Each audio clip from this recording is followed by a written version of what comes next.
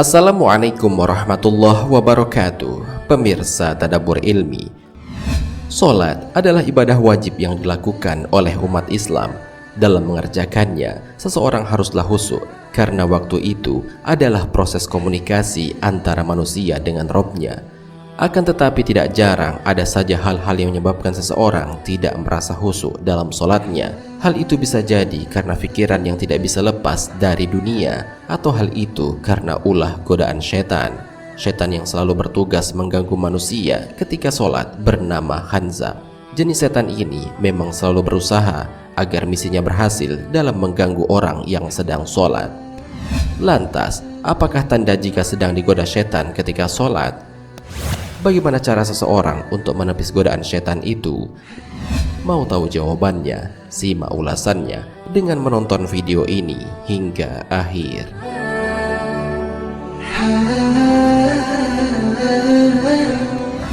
Sebelum lanjut, bagi kalian yang belum subscribe, silahkan untuk menekan tombol subscribe terlebih dahulu.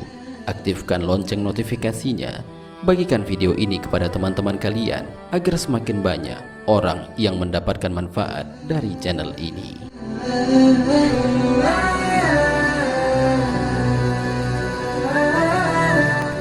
Merasa was-was dalam sholat.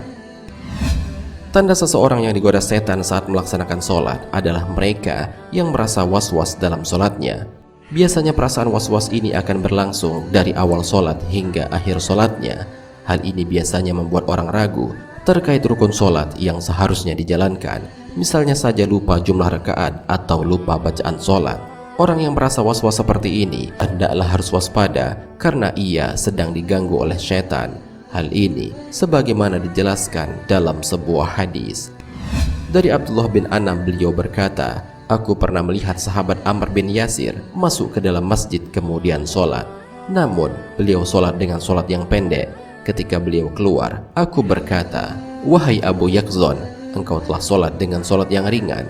Ammar bin Yasir mengatakan, 'Apakah engkau melihat saya mengurangi dari batasan-batasan sholat?' Aku berkata, 'Tidak.' Sahabat Ammar bin Yasir berkata, 'Sungguh aku cepat-cepat agar aku tidak diganggu oleh setan. Aku pernah mendengar Nabi Shallallahu Alaihi Wasallam bersabda, sesungguhnya seseorang hamba solat dan tidak ditulis pahala untuk solatnya kecuali 1/10-nya, 1/9-nya, 1/8-nya, 1/7-nya, 1/6-nya, 1/5-nya, 1/3-nya atau setengahnya.' Hadis riwayat Ahmad dan Abu Daud.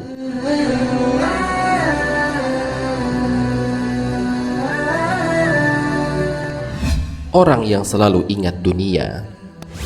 Ternyata setan tidak akan membiarkan manusia sholat dengan khusyuk. Mereka akan terus mengganggu ibadah manusia dengan menghadirkan banyak pikiran-pikiran di kepala mereka, sehingga ia akan selalu ingat tentang dunia ketika sholatnya. Hal ini sebagaimana dijelaskan dalam sebuah hadis.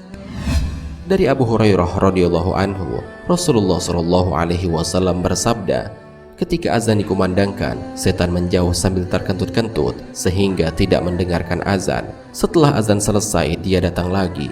Ketika iqamah dikumandangkan, dia pergi. Setelah selesai iqamah, dia balik lagi, lalu membisikkan dalam hati orang yang sholat, "Ingat A, ingat B," mengingatkan sesuatu yang tidak terlintas dalam ingatan hingga dia lupa berapa jumlah rakaat yang dia kerjakan. Hadis riwayat Ahmad, Bukhari, dan Muslim.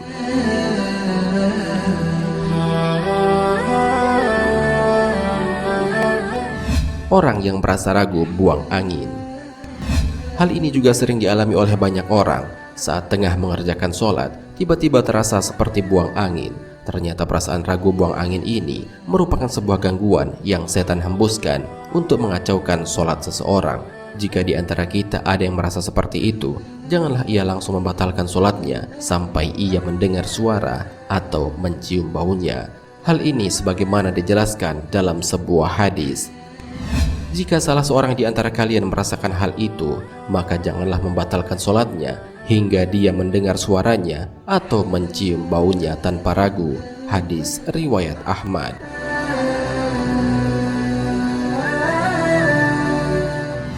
Orang yang tidak fokus pada sholatnya. Tidak fokus saat melaksanakan sholat juga menjadi salah satu pertanda bahwa setan sedang menggodanya. Tidak fokus bisa saja disebabkan hal-hal yang dapat mencuri perhatian saat sholat. Oleh karena itu, kita dianjurkan untuk melihat tempat sujud ketika sholat, sehingga pikiran menjadi fokus pada satu titik, yaitu tempat sujud. Hal ini sebagaimana dijelaskan dalam sebuah hadis. Dari Aisyah radhiyallahu anha, ia berkata, saya bertanya kepada Rasulullah Shallallahu Alaihi Wasallam tentang hukum menengok ketika sholat.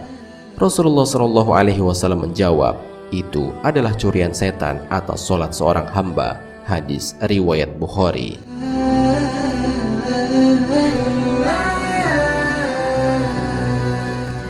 Cara menepis godaan setan ketika sholat.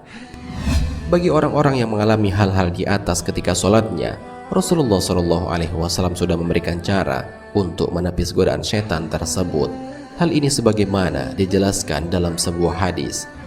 Usamah bin Abil Ash radhiyallahu anhu berkata kepada Rasulullah Shallallahu Alaihi Wasallam, wahai Rasulullah, setan telah menghalangi antara aku dan sholatku serta mengacaukan bacaanku. Maka Rasulullah Shallallahu Alaihi Wasallam bersabda, itu adalah setan yang disebut dengan khanzab. Jika engkau merasakan sesuatu gangguan, maka bacalah ta'awuz dan meniuplah ke kiri 3 kali. Usamah mengatakan, aku pun melakukan itu dan Allah pun menghilangkan waswas setan dariku. Hadis riwayat Muslim.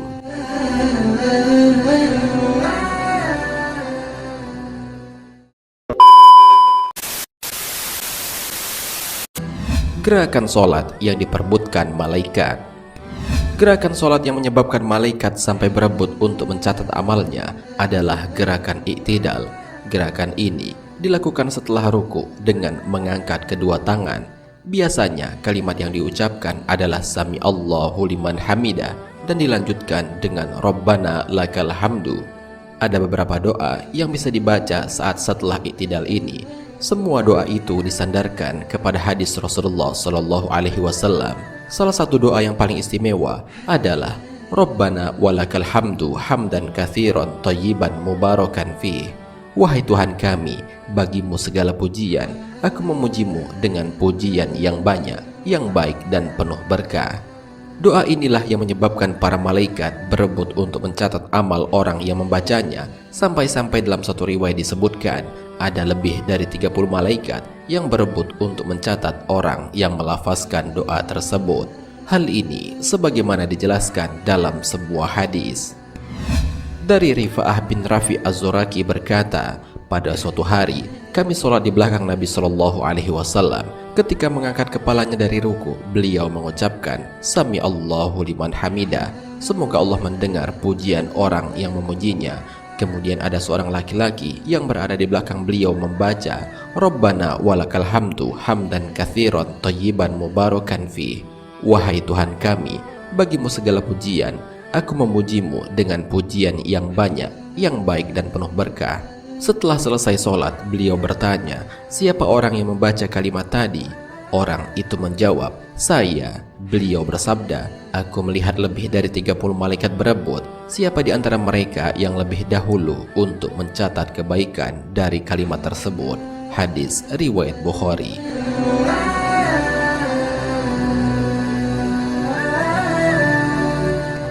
Beberapa doa i'tidal itu asalkan sesuai dengan ajaran Nabi, maka pasti doa itu memiliki banyak keutamaan.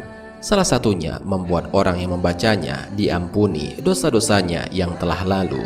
Hal ini sebagaimana dijelaskan dalam sebuah hadis.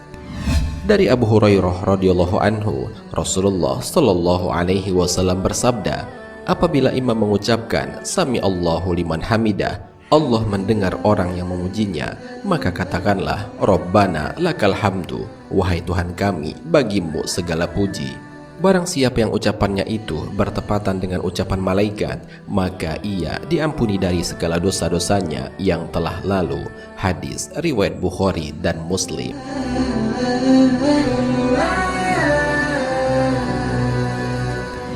Dalam riwayat lainnya juga dijelaskan, Ibnu Aufa radhiyallahu anhu mengatakan, jika Rasulullah Shallallahu Alaihi Wasallam bangkit dari ruku, beliau membaca Sami Allahu liman hamidah, Allah mendengar orang yang memujinya. Rabbana lakal hamdu mil'us samawati wa mil'ul ardi wa mil'u ma syi'ta min syai'in ba'du. Allah mendengar orang-orang yang memujinya. Ya Tuhan kami, bagimu segala puji sepenuh langit dan bumi, sepenuh apa yang engkau kehendaki sesudah itu. Hadis riwayat Muslim.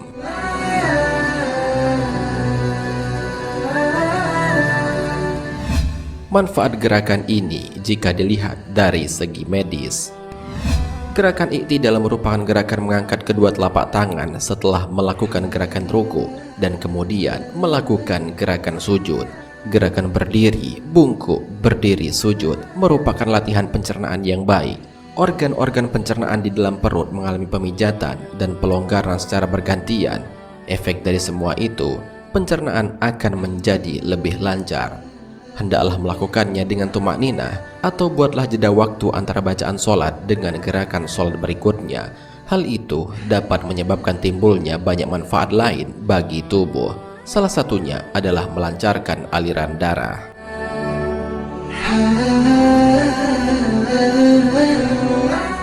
Pemirsa Tadabbur Ilmi, demikianlah penjelasan mengenai gerakan solat yang doanya menyebabkan puluhan malaikat mengantri mencatat orang-orang yang melakukan solat itu. Gerakan itu adalah gerakan i'tidal dengan doa Rabbana walakal hamdu hamdan katsiran thayyiban mubarakan fi.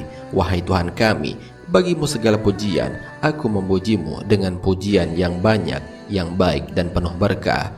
Semoga kita semua dapat mengamalkan doa ini sehingga kita pun mendapatkan banyak pahala dari Allah Subhanahu wa taala. Amin ya rabbal alamin. Wallahu a'lam bishawab. Jika terdapat kesalahan dalam penyampaian ini, admin mohon maaf dan itu merupakan kesalahan dari admin sendiri. Jika ada benarnya, itu adalah dari Allah Subhanahu wa taala. Semoga bermanfaat. Wassalamualaikum warahmatullahi wabarakatuh.